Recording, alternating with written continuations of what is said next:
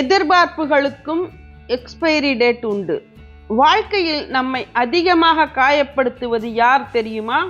மற்றவர்கள் அல்ல, நம்முடைய எதிர்பார்ப்புகள் தான். நாம் ஒருவருக்கு நல்லது செய்திருந்தால் அவர்கள் நமக்கு அதே அளவு நல்லது திருப்பி தருவார்கள் என்று நினைக்கிறோம். நாம் அன்பு கொடுத்திருந்தால் அதே அளவு அன்பு அவர்களிடம் இருந்தும் திரும்பி வரும் என்று நம்புகிறோம். நாம் மதிப்பு கொடுத்திருந்தால் அதே மதிப்பு நமக்கு கிடைக்கும் என்று எதிர்பார்க்கிறோம். ஆனால் வாழ்க்கை ஒரு கடை இல்லை, அது கிவ் அண்ட் டேக் ஆஃபர் கிடையாது. ஒரு உண்மை என்ன தெரியுமா? ஒவ்வொரு எதிர்பார்ப்புக்கும் ஒரு எக்ஸ்பைரி டேட் இருக்கு.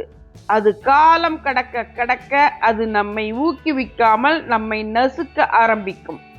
அவங்க இதை செய்யலையே, அவங்க இதுக்கு ரெஸ்பான்ஸ் கொடுக்கலையே, நான் இவ்வளவு செய்தேனே, இந்த எண்ணங்களே நம்முடைய மன அமைதியை மெதுவாக கெடுக்க ஆரம்பிக்கும். நீங்கள் கவனித்திருக்கிறீர்களா? சிறு குழந்தைகள் எளிதாக சிரிக்கிறாங்க. ஏன் தெரியுமா? அவர்களுக்கு பெரிய எதிர்பார்ப்பு கிடையாது, அவர்கள் அந்த நிமிடத்தில் மட்டும் வாழ்கிறார்கள்.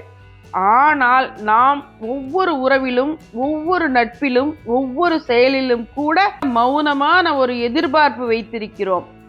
அதுதான் நம்முடைய மனவேதனையின் மூல காரணம். ஒரு முறை நீங்கள் உங்களிடம் கேளுங்கள், இந்த எதிர்பார்ப்பு இன்னும் உயிரோடு இருக்கணுமா, அல்லது அதுக்கு எக்ஸ்பைரி டேட் கடந்து போச்சா? காலாவதியான எதிர்பார்ப்புகளை மனதில் வைத்து கொண்டே இருந்தால் அது நச்சாக மாறும். நினைவில் வையுங்கள், எதிர்பார்ப்பு இல்லாத இடத்தில் ஏமாற்றமும் இருக்காது. எதிர்பார்ப்பு குறைந்த இடத்தில் அமைதி அதிகமாக இருக்கும். அன்பு கொடுக்க வேண்டாம் என்று சொல்லவில்லை, ஆனால் அன்புக்கு பதில் திரும்ப கேட்காத அளவுக்கு உங்கள் மனதை வளர்த்து கொள்ளுங்கள். உங்கள் மகிழ்ச்சிக்கு மற்றவர்களின் செயல் காரணமாக இருக்கக்கூடாது.